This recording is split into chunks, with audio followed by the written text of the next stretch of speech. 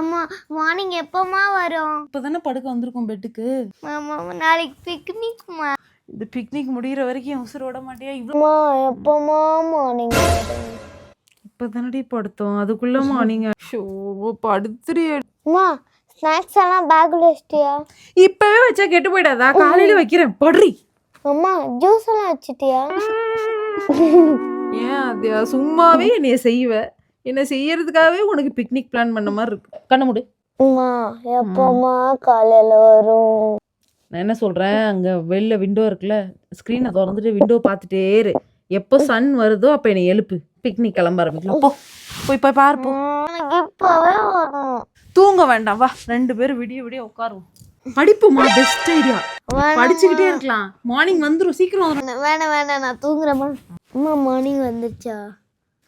காலையில ஆயிடுச்சா?